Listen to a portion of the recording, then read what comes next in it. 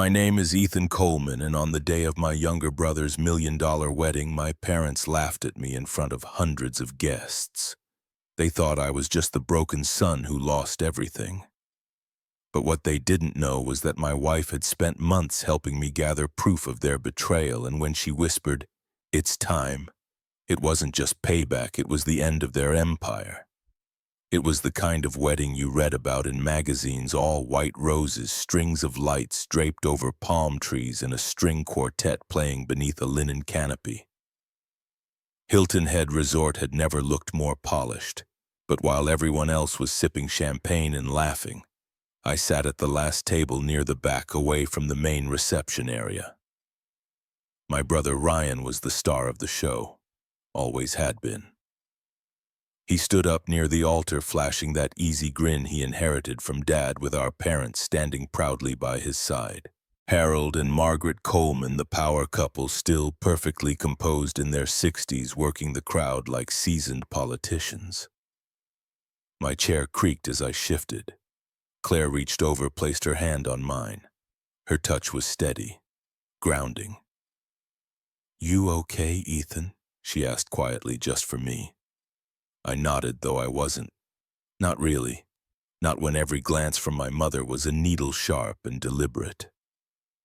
Margaret had always known how to wound without lifting her voice. She walked past our table, now holding a flute of champagne.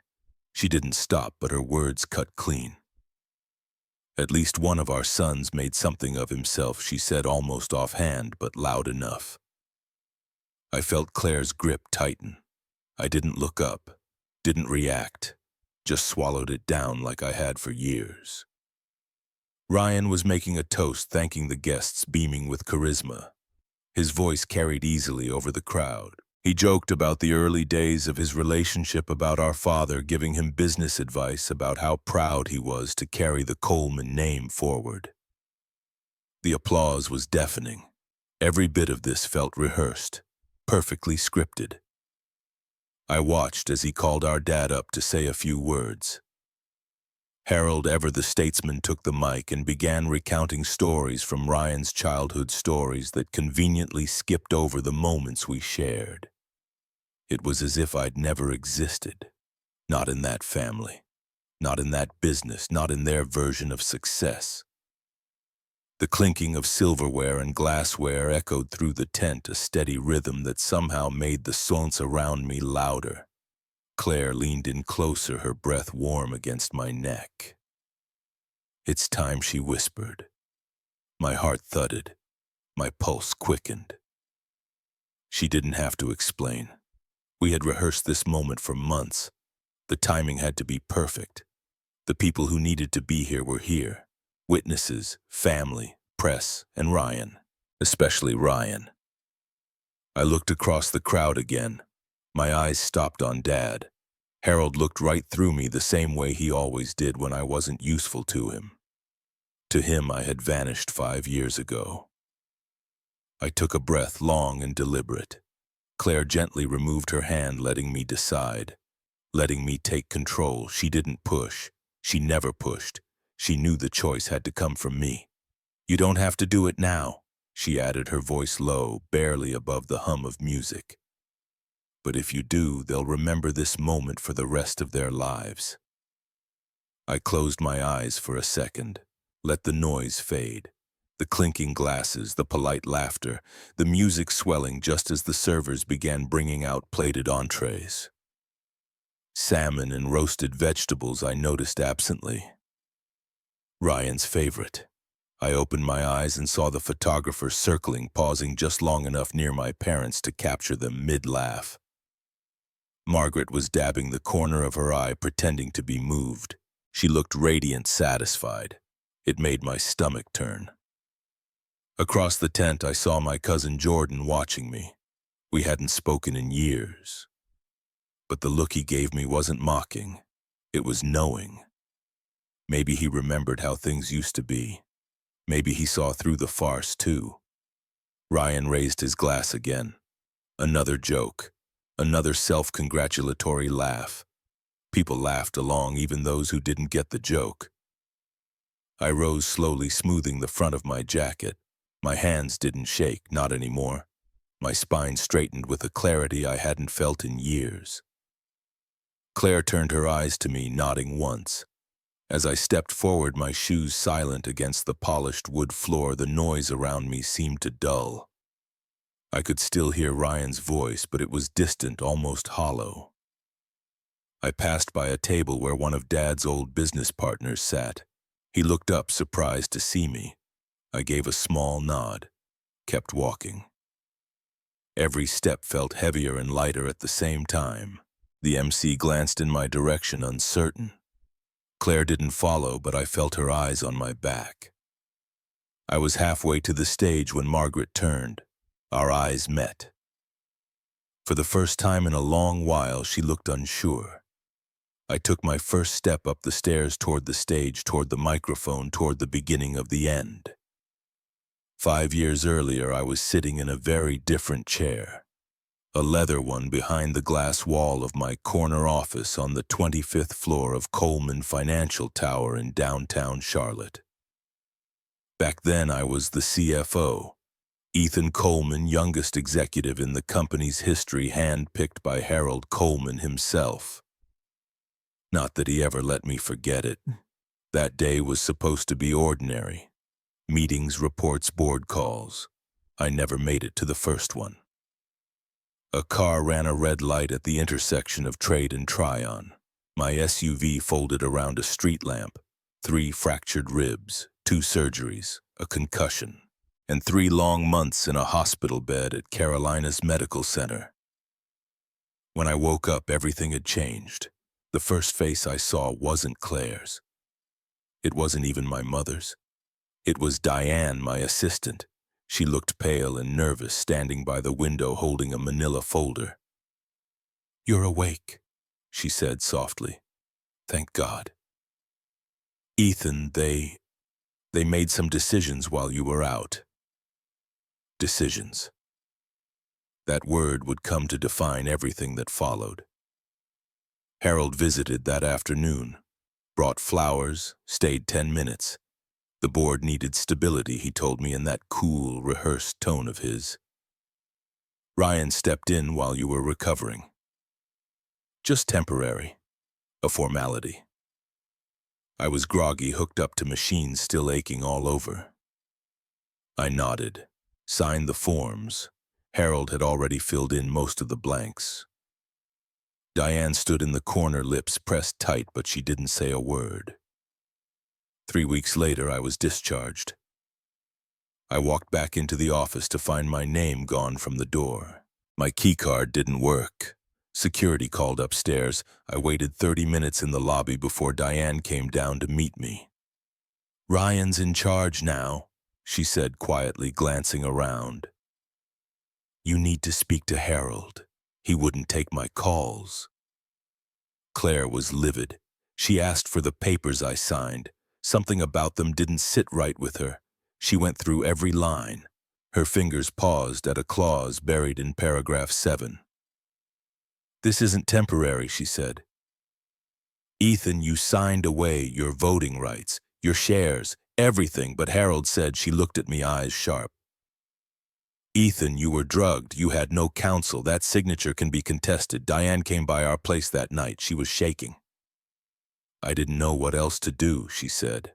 "I didn't agree with it, but I couldn't lose my job." "You saw what he did," Claire said. Diane nodded. "And I'm willing to testify when the time comes." At the time, I didn't know what to do. I felt humiliated, powerless. I didn't want a lawsuit. I wanted my father to call me, to make it right. He never did. Claire started building a file, quietly, thoroughly.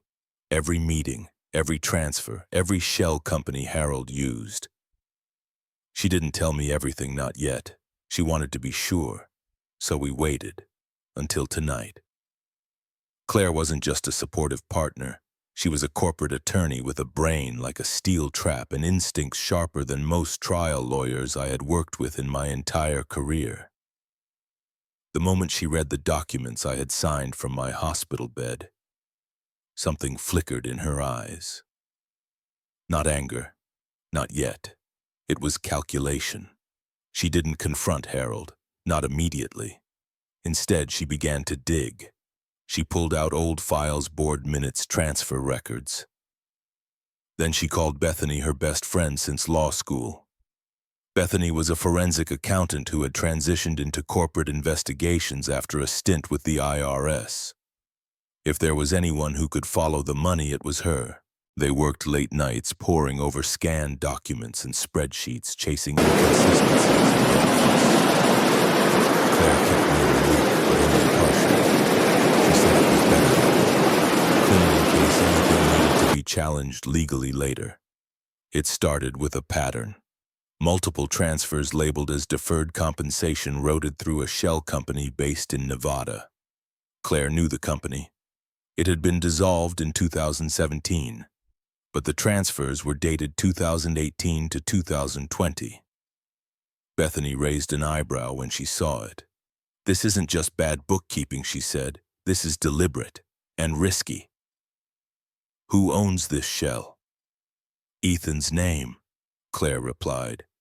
"But Ethan never signed anything beyond those hospital documents." That's when it clicked. Claire's voice dropped low. What if Harold used Ethan's name not just to transfer shares but to authorize those payments? Bethany didn't answer. She just turned back to the screen, typing quickly. Within days, they had tracked over $18 million funneled through what looked like salary deferrals, performance bonuses, even R&D write-offs. All signed under my name, none of which I had authorized. Claire kept a journal, physical, not digital. She didn't trust the cloud. Inside it, she documented every step, dates, names, amounts. She printed emails even from Diane, who had begun forwarding communications from inside the company. Diane wasn't just scared anymore. She was angry. "They're rewriting history," Diane said during one phone call, "making it sound like Ryan built this company from the ground up. Erasing you completely." "We'll make sure that doesn't happen," Claire replied calmly. It wasn't just about money. Claire understood that. It was about reputation, legacy, my name. But the money mattered too, because 18 million wasn't just some corporate slight. It was a crime. Fraud, embezzlement, identity misuse. Bethany was sure of it. If we went public, it would ruin Harold and Ryan. The company would likely collapse. Claire wasn't after revenge, not really. She wanted justice. She wanted to show them that they couldn't erase me, couldn't discard me like I didn't matter. And she wanted to do it legally, surgically, publicly. She had a plan, and tonight was the final piece. Everything had been timed. The guests, the venue, the press. She even made sure the photographer was someone from her network, someone who could document everything objectively if it came to that. Harold thought he was hosting a wedding. Claire was preparing for a reckoning. I didn't know all the details, but I trusted her. Every late night, every whisper, every document she tucked away when she thought I wasn't looking. Sometimes she'd sit on the couch with her laptop glasses sliding down her nose, a legal pad full of scribbles beside her. I'd bring her tea and sit quietly, letting her work. "This isn't just about you," she said one night. "It's about truth and power and making sure they never do this to anyone else." Tonight was about the first move. We weren't going to burn it all down yet, just light the fuse. As I reached the microphone, I could still feel her eyes on me. Not nervous, not afraid, ready. I cleared my throat at the microphone, then stepped back without speaking. Let them wonder. Let them feel the tension.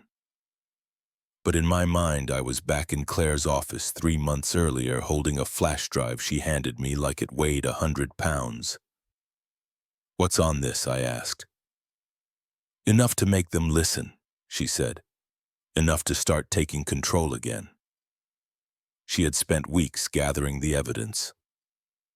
Contracts, shell company registrations, wire transfers, internal memos. All connected by one thread, Harold's signature, and mine forged across $18 million of corporate fraud. We need a third party, she continued.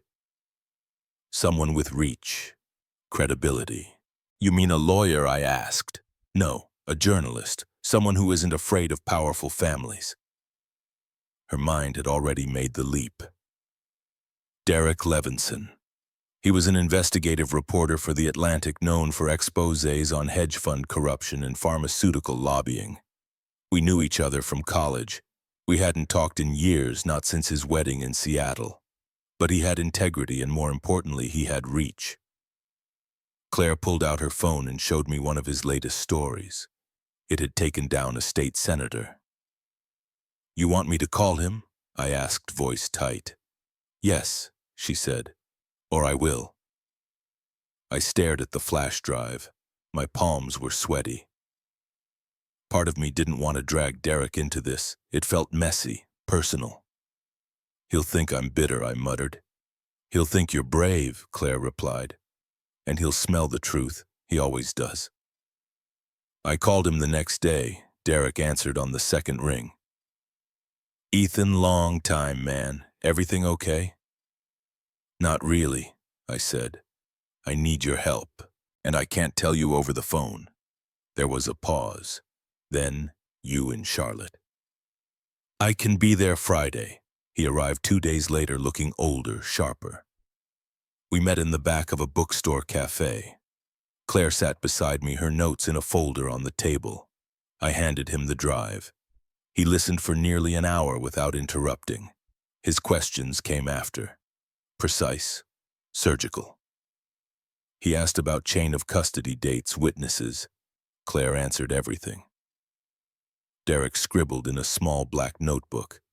When we finished, he leaned back and exhaled. If this is legit and it looks legit, you're sitting on a bomb. Are you sure you want to light it? We're not looking for headlines, Claire said. We're looking for protection.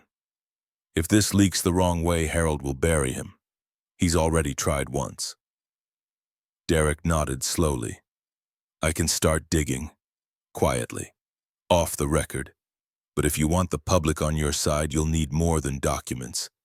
You'll need narrative, faces, names. We're working on that, I said. He stayed 2 days meeting with Bethany, reviewing the legal risks, drafting outlines of potential exposure. Before he left, he looked at me and said, This isn't just revenge, is it?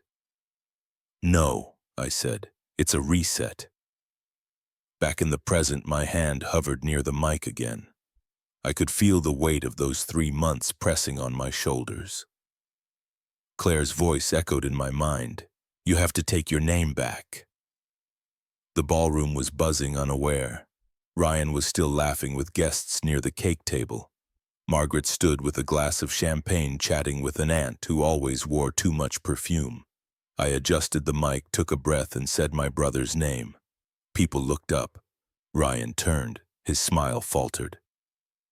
I didn't speak again, not yet. Just met his eyes and waited. It had begun. Margaret's eyes locked on mine across the room.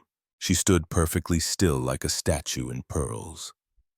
One hand cradling a champagne flute, the other resting gently on her hip. Her expression didn't falter, but her knuckles whitened around the stem of the glass.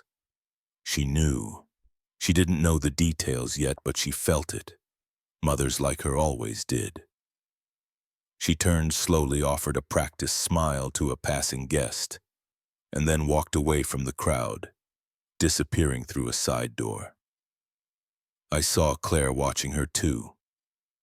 Jaw tight, her fingers tapping silently on the tablecloth. She'll make a move soon, Claire whispered. She'll want to control the narrative before it slips away. I didn't respond. Instead, I remembered the first time Claire met my mother. Thanksgiving 8 years ago. Claire had worn a navy blue sweater and brought a homemade pie. Margaret had greeted her with a frozen smile and an eyebrow raised so high it nearly touched her hairline. You must be the ambitious one, she had said. Claire had smiled back, calm and polite. Only later did she tell me what Margaret said when they were alone in the kitchen. Women like you drag men down. You'll find that out eventually. It stung. Claire had never forgotten it. Neither had I. Margaret had always seen Ryan as the heir. I was the spare. She made that clear long before I knew what those words meant. When Ryan got into Princeton, there was a champagne toast. When I got into Chapel Hill with a full scholarship, she nodded politely and reminded me to send thank you notes. After the accident, she never visited me in the hospital. Not once. When Claire asked her why, she replied with a cold shrug. He's in capable hands. There's nothing I could offer he doesn't already have. But I knew what she meant. She had already moved on. Ryan was leading the company. He was giving speeches, shaking hands, smiling with his perfect teeth. I had become inconvenient. And inconvenient things were ignored, packed away, erased. Claire told me once on a quiet night when the painkillers made me speak more than I should that she didn't care if my mother ever accepted her. She only cared that I stopped trying to earn it. That night I had cried because I knew she was right. In the days leading up to the wedding, we learned Margaret had been more involved in the company's internal shifts than she let on. Diane overheard her on a call instructing the legal team to fast-track shareholder restructuring. It was her voice on the voicemail that Claire recovered from an archived backup confirming the board had been prepared to make Ryan permanent CEO, regardless of my recovery. They never intended to give me back my seat. It wasn't personal, she said in one of the recorded meetings. It's practical. Ryan is presentable, and Ethan has always been more comfortable in the shadows. Claire burned with quiet rage when she heard that, but she didn't lash out.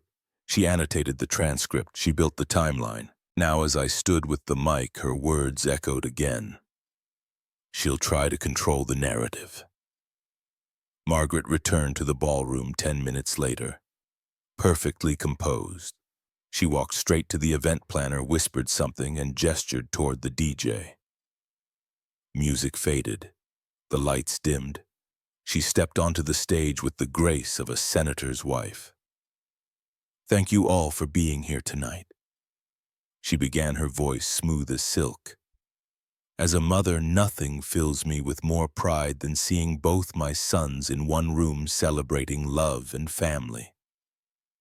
I could hear the undertone, a warning. She continued, weaving a story about resilience, about legacy, about the importance of unity. She mentioned Ryan's leadership. She did not say my name.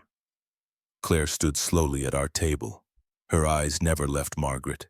Neither did mine. It's happening, Claire said under her breath. Let her speak, I said. Let her build the facade. The higher it goes, the harder the fall. When Margaret finished, applause rippled through the room. But it was polite, distracted. People sensed something else was coming. They just didn't know what. I stepped forward again. This time I didn't hesitate, but I didn't speak. Not yet. Claire had said we needed one more thing before the confrontation. Something irrefutable. Something rooted not just in paperwork but in blood. A legal anchor that couldn't be twisted or reframed. That something came from an old dusty lockbox in our garage.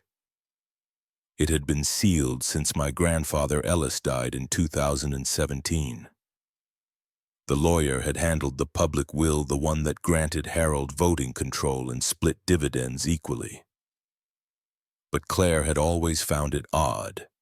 Grandpa Ellis had confided in me, often told me I was the only one who reminded him of himself. He even once said, I built this company from nothing and someday you'll carry that weight, not your father. We found the box behind a stack of holiday decorations. Inside was a weathered leather folder, brittle with age. Claire laid the documents on the table like sacred scripture. At the top was a revised will signed and notarized just 3 months before Ellis passed away. In it, he left 51% of Coleman Financial Group's shares to me. Not to Harold, not to be held in trust, direct ownership. There it was, my name, Ethan Ellis Coleman. Claire's hands trembled as she flipped through the pages. This changes everything. Why didn't anyone know about this? I whispered. Bethany was the one who answered. Because someone made sure no one did. She ran a scan on the notarization. It was real. The lawyer listed had retired the following year. Claire called him. Mr. Jenkins. This is Claire Coleman. I'm calling about a document you signed in 2017 for Ellis Coleman. Ah, yes, Ethan's grandfather. Wonderful man. That was the amended directive, wasn't it? He said he wanted to keep it quiet. Told me to deliver one copy to his office safe and one to his grandson directly. I never got a copy, I said. The old man paused. I gave it to Harold, said he'd pass it along. Bethany's eyes narrowed. She checked corporate records. There had been no mention of the amended will in the estate filings. It had been buried. Harold had known. He had deliberately suppressed it. And because the original will was more vague, he'd been able to navigate around probate scrutiny. It was legal, but just barely. Claire filed a protective motion immediately. She packaged the document with affidavits from Jenkins and copies of Ellis's personal letters to me. She filed them under seal in the federal clerk's office. Bethany ensured everything was time-stamped, notarized, and encrypted. This gives you standing, Bethany said. They can't remove you from the board. You technically never left. It was stunning. For all Harold's schemes, all Margaret's maneuvering, the power had always been there. It had just been silenced, hidden under cardboard boxes and seasonal wreaths. Claire smiled, but it was sharp. This goes public. It not only discredits Harold, it restores the truth, legally, financially, symbolically. I felt something loosen in my chest for the first time in years. Not revenge, not even justice, just clarity. My grandfather had believed in me, trusted me, and now that belief had teeth. Tonight I didn't need to shout. I didn't need to raise a hand or throw a glass. I just needed to hold the mirror up. The room was still. Margaret had returned to her seat, her face blank. Ryan was now watching me with uneasy confusion. The guests were restless, sensing something big but not yet knowing what. I reached into my jacket and felt the smooth edge of the sealed envelope Claire had given me earlier. Inside was a single page, a certified copy of the amended will. I looked out across the room. My voice, when it finally came, was calm. Before we continue with the celebration, there's something important I need to share, and I held the envelope up. The envelope remained in my hand, as whispers rippled across the ballroom. I wasn't finished, not yet. There was one more layer, one more truth that had to breathe. 2 nights before the wedding, Derek had called me from outside a club in Miami. The music thudded through the phone like a heartbeat. He sounded winded. Got something, he said, big. What, Ryan's here, private table, bottle service. Telling some guys how he used company funds to backdoor into a crypto hedge fund. Laughing like he's invincible. My stomach clenched. Claire was beside me on the couch, already taking notes. Are you sure it's our? Ryan Derek laughed quietly. He's wearing a Rolex with the company logo engraved, unless there's another Ryan Coleman who brags about funneling client dividends through a shell in the Cayman Islands, I'm sure. He sent the video an hour later. Ryan, arms draped over the shoulders of 2 strangers, slurring his words just enough to be damning. They never check. They trust the Coleman name. I could sell them magic beans and they'd still sign. The next clip was worse. He pulled up a dashboard on his phone showing account flows, money withdrawn under client fund IDs. I told Harold I'd clean it up before audit season. He didn't ask questions. Derek had filmed from the bar. The footage was clear enough. Ryan's face, his voice, the screen of his phone. All of it time-stamped, all of it geotagged.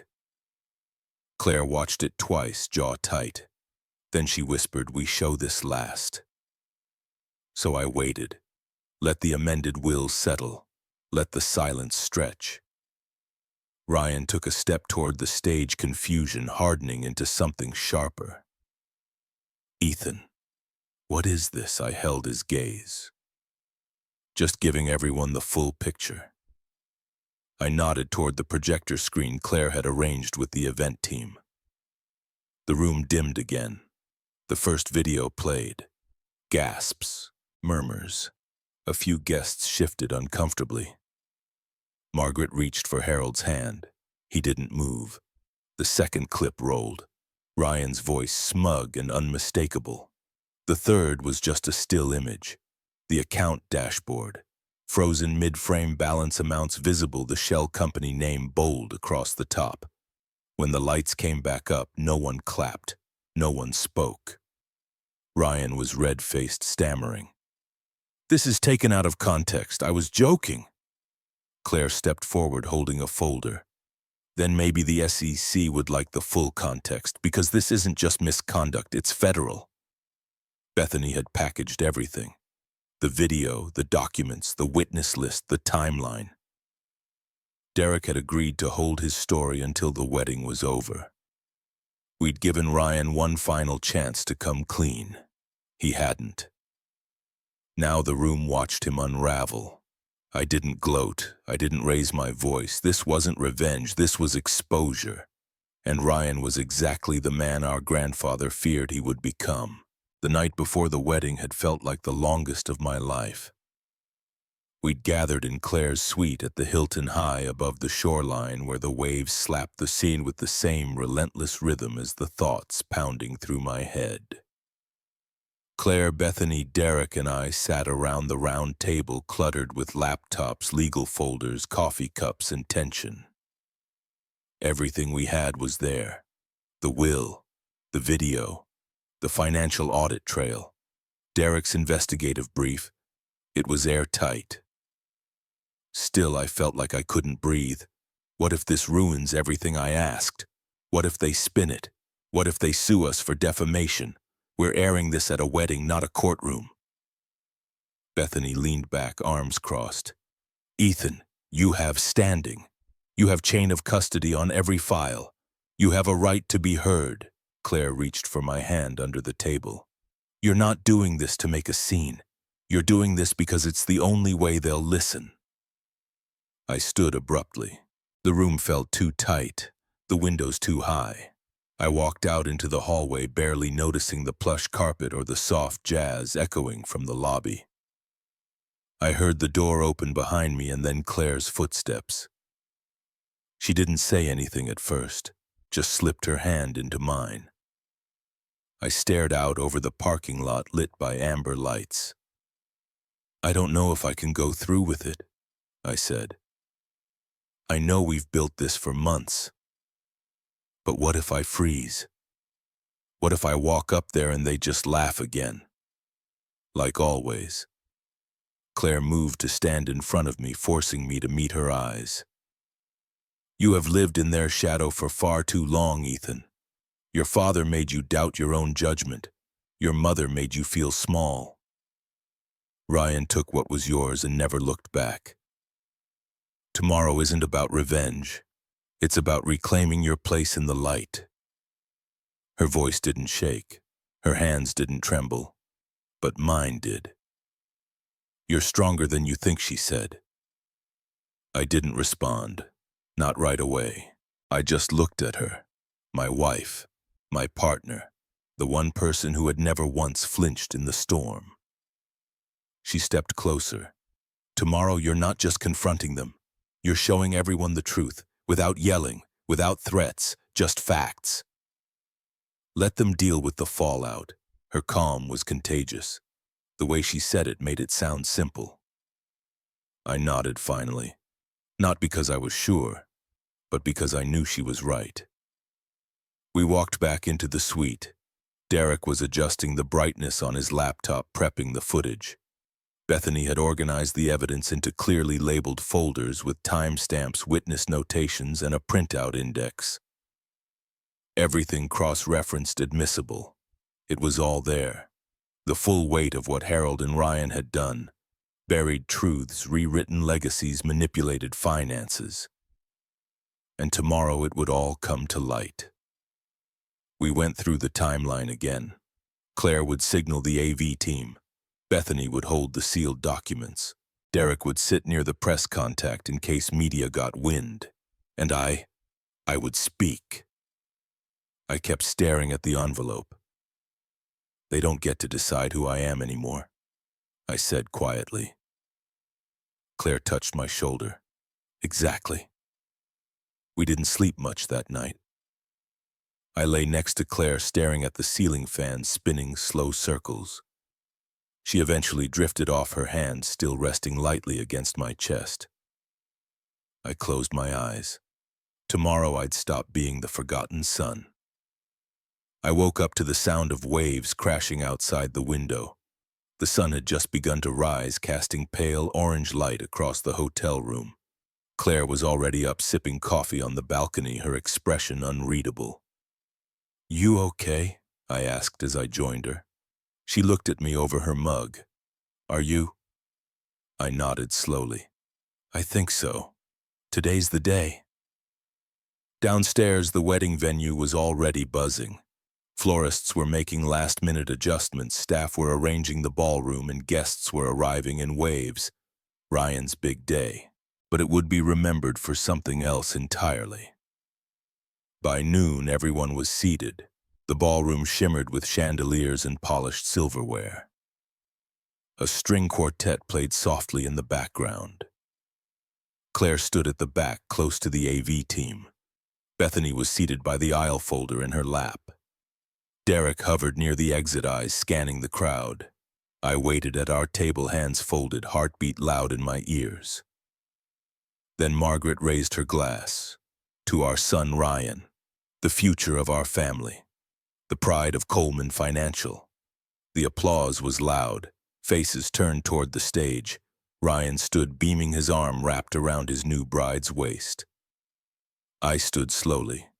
"May I asked, gesturing toward the microphone. Ryan looked surprised but nodded. "Sure, big bro. Say a few words." I climbed the steps, hands steady. I looked out at the crowd, family, friends, clients, colleagues. Then I looked at my parents. Harold was already frowning. Margaret's smile tightened. "Thank you all for being here," I began. "Weddings are a celebration of love, of trust.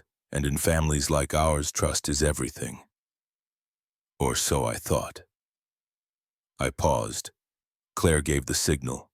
The screen behind me flickered to life. "Some of you may not know I was once CFO of Coleman Financial. I stepped down after an accident.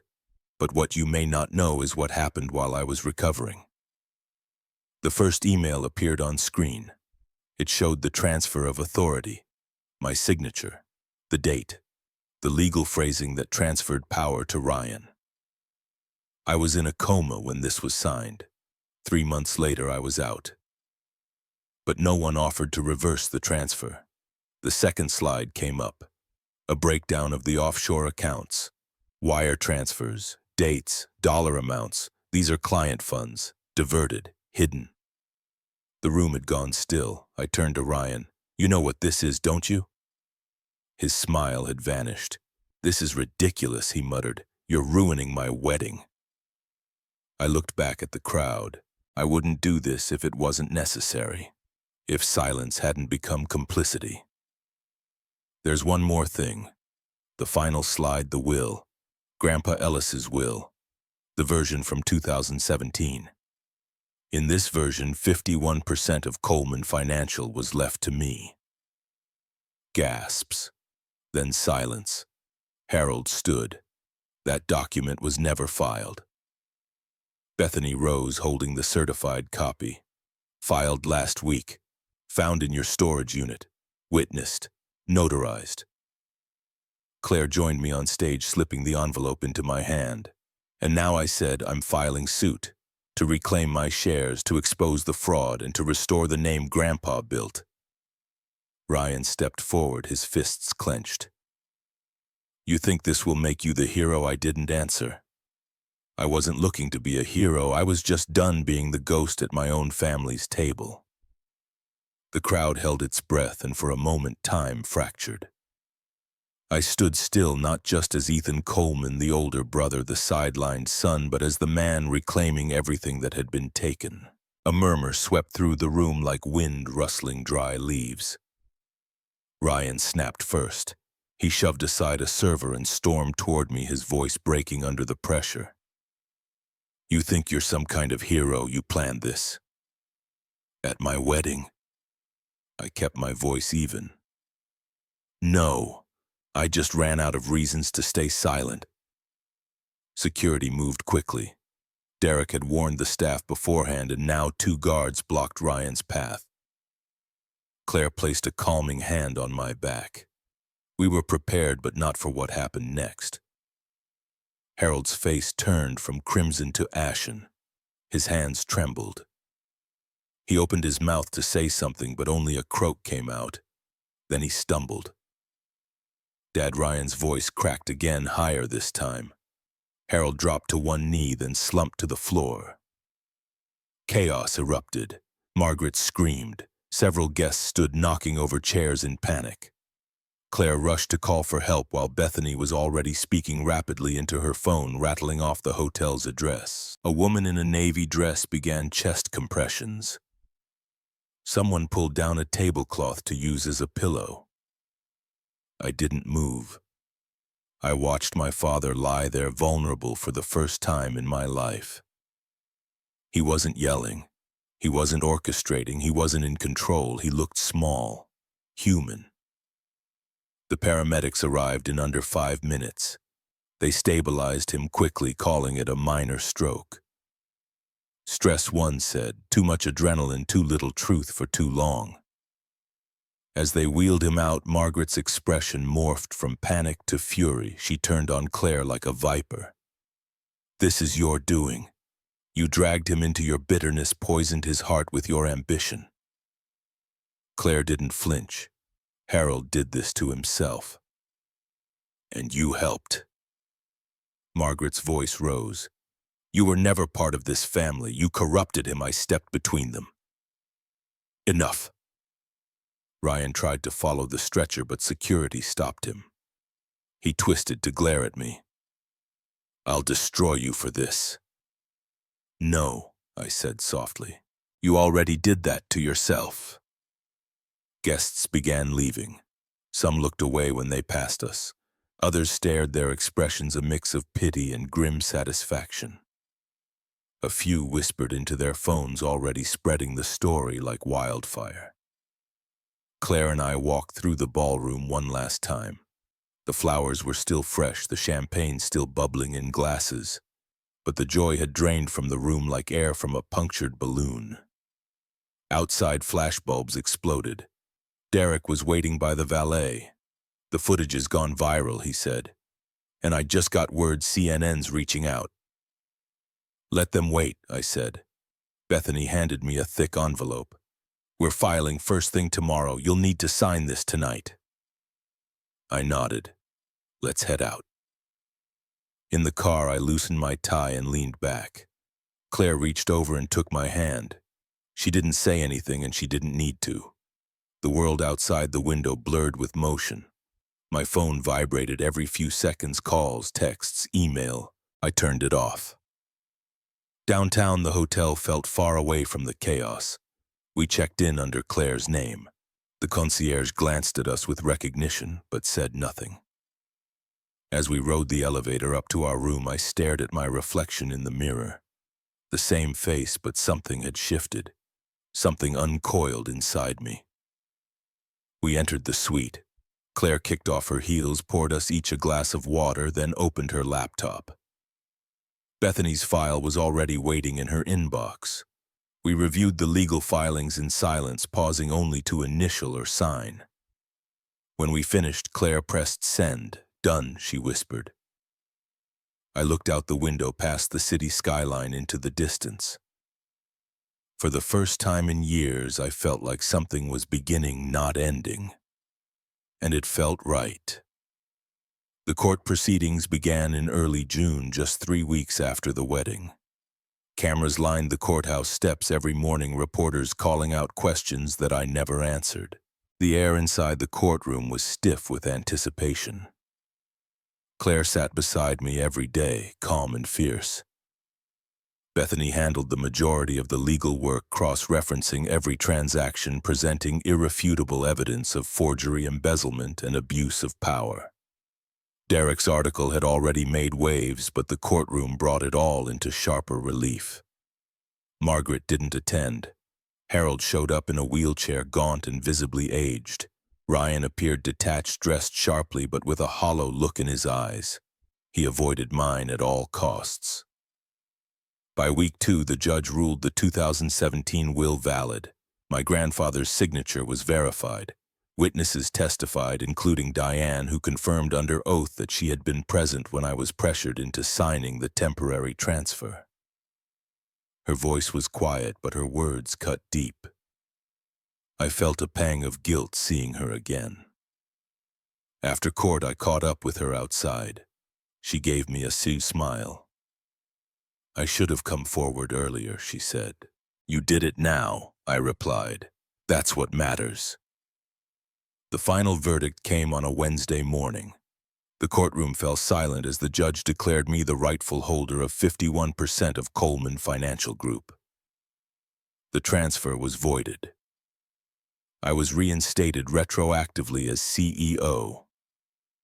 Ryan's face twisted as if he'd swallowed poison. Harold lowered his head. The judge continued. "Ryan Coleman is to be investigated for misuse of corporate funds and violation of fiduciary duties. Harold Coleman is to step down effective immediately. Full control to be transitioned to Ethan Coleman within 30 days. It was done. My name was restored, my legacy returned. But the victory didn't taste sweet. It tasted like ash, too many years wasted, too many silences endured. Outside the courthouse, reporters swarmed again. Claire raised a hand, shielding my eyes as we pushed through. Back home, we didn't celebrate. We unpacked. Claire opened her laptop and began drafting the first press release for her new firm. She named it Rowan and Blake. Bethany joined her as co-founder.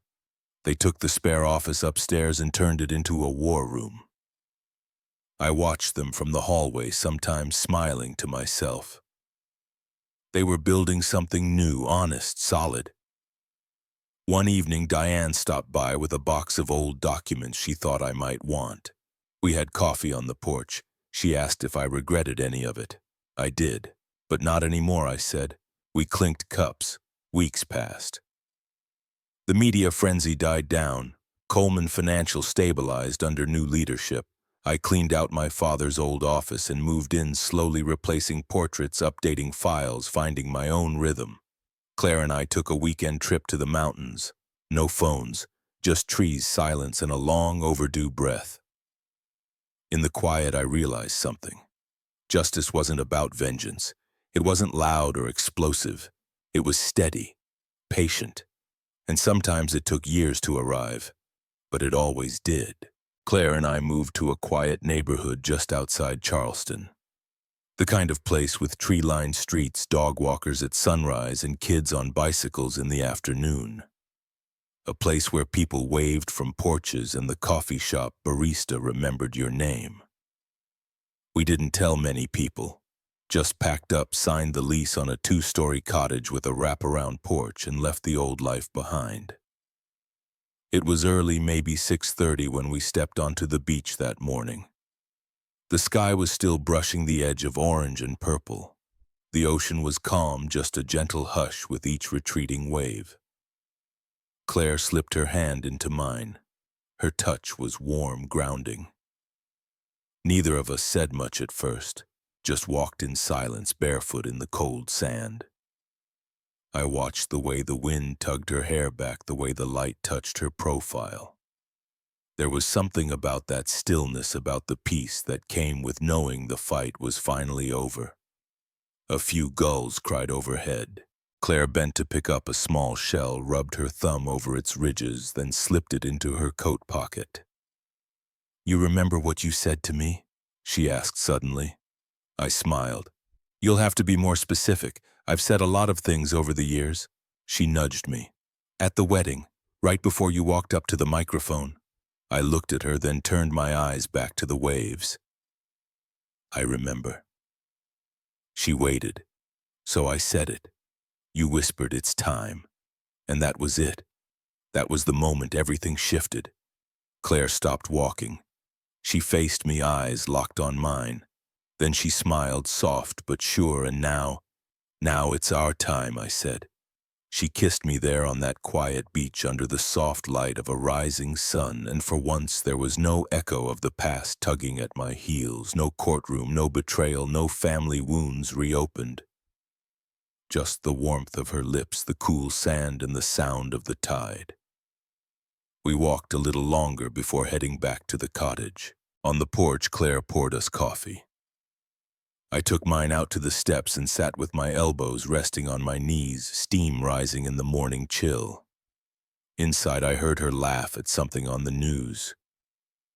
Probably something trivial, something normal. I used to think justice was loud. I used to think making things right meant tearing everything down. But standing there, mug in hand, I understood something else. Justice could also be quiet.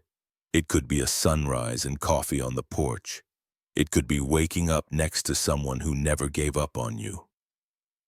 If you've ever been underestimated, if you've been pushed aside or silenced, remember this: justice does come. Sometimes not in the way you expect, but it arrives. All you need to do is stand up at the right time. If you like this story, give it a thumbs up, share it with someone who needs to hear it, and don't forget to subscribe for more real stories that hit home.